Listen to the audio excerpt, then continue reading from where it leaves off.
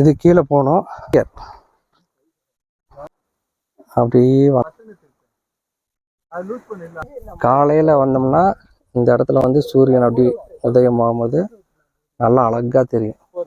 இது இன்ஸ்டாலெல்லாம் பார்த்துருப்பீங்க இந்த 2 மலையும். அதில் தான் இப்போ வந்து ஃபோட்டோ வீடியோலாம் எடுத்துகிட்டு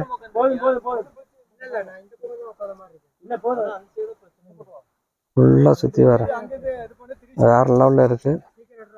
வரக்கூடியவங்க இங்கே மட்டும் வராமல் விட்றாதீங்க.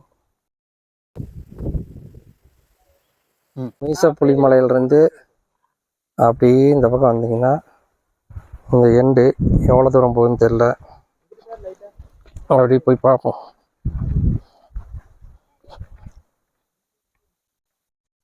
கொழுக்குமலை அங்கே என்னடா இருக்கு? ஒன்றும் இல்லைங்கிறதுக்கு தான் இப்படி போனியா? பறந்து போயிட்டு உண்மையாலுமே எட்ட வேறு லெவலு.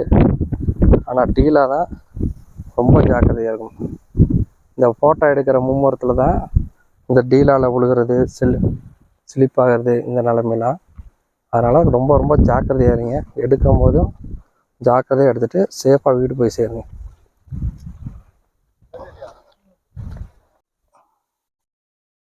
இப்போ இருக்கிற இடத்துலேருந்து இதெல்லாம் செம டீலா. ஆனால் அதே மாதிரி வேறு லெவல் லொக்கேஷன் பட்டையை கிளப்பும்.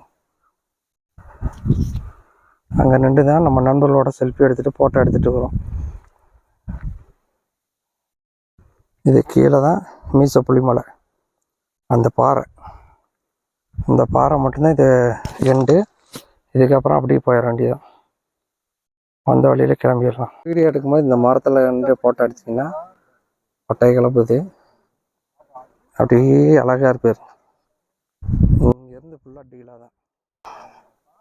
உச்சியாக செம உச்சி இருக்கிறதுலே ஹைட்டு இந்த மலை தான். இந்த இடத்துல அங்கேயும் போகலாமா. ஆனால் 700 ஆகும் ஒரு ஆளுக்கு.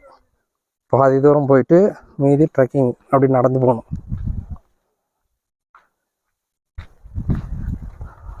இப்போ கொழுக்குமலையை பார்த்து மீசப்புலிமலை பார்த்துட்டு இப்படி இறங்குறோம். போகிற வழியில் ஒவ்வொரு லொக்கேஷனாக இருக்கும். இப்போ வீடியோ எடுக்கிறது நல்லா இருக்குன்னு சொல்லியிருக்காரு. நிப்பாட்டுறேன்னு இருக்காரு. அப்படின்னு நின்று ஃபோட்டோ வீடியோலாம் எடுத்துகிட்டு அப்படியே அங்கேருந்து அப்படி கிளம்பலாம்.